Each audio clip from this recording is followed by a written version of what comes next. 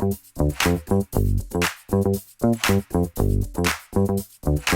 hello there. Have you ever been on the set of a movie or TV show? Okay, so I have, and let me tell you, it is fascinating to me.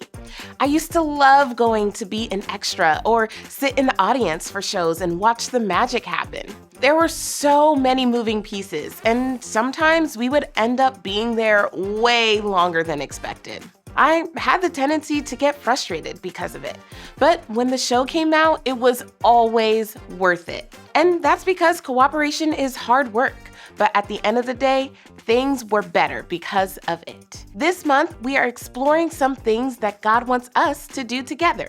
We live this out through cooperation, which is working together to do more than you can do alone. We'll use a super fun theme called Cast and Crew. Everyone has a part to play, as we set the stage for kids to connect with some incredible people in the Bible and figure out what it looks like to be in community, even when it's complicated, because God values it. So, to start, let's take a look at the verse we'll be learning this month. It comes from Ecclesiastes 4:9 and says, "Two people are better than one. They can help each other in everything they do." God designed us to be in community and relationship with one another. And when we are, God can do big things in and through us. We see this through the calling of the disciples in Luke 5, 6, and 8. In week 1, we talk about how Jesus gathered the most unlikely group of people, all from different backgrounds, to work together to bring about his mission. They may not have always gotten along or been who people imagined them to be, but Jesus still chose them because Jesus wants us to work together.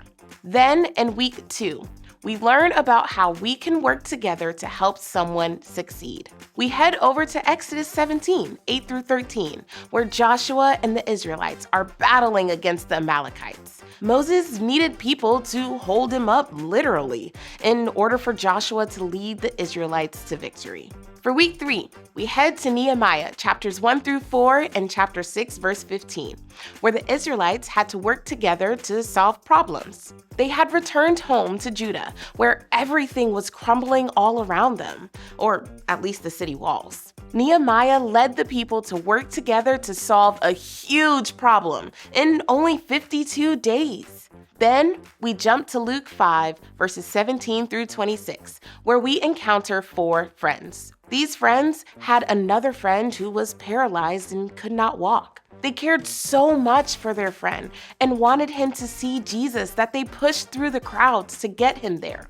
Their story teaches us that we can work together to help someone in need.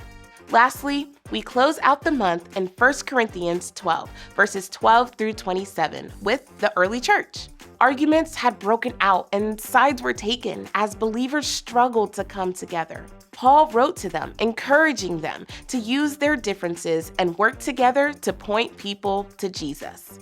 This month, let's set an example for our kids through the way we speak and act toward one another, and work together to be here for each other as well as the kids in our ministries. But before you go, you don't want to miss out on this month's So-and-So and Story Lab Bible Story videos as we take a peek behind the scenes and meet some pretty awesome people who helped to make it all happen.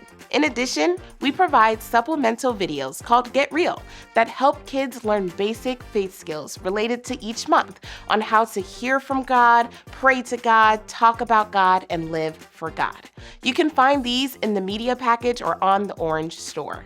Be sure to head to the Prelude folder for a breakdown of the stories in the 4 Leaders Only document, or 4 things to keep in mind when discussing this topic with this age group. For ideas on how to decorate, head to the Create the Environment document. Also, feel free to reach out to your Orange specialist at findmyos.com for any and all ministry-related questions or on how to make the most of your curriculum. We can't wait to see the amazing things you come up with this month as you help your kids grow in their faith. See you next time.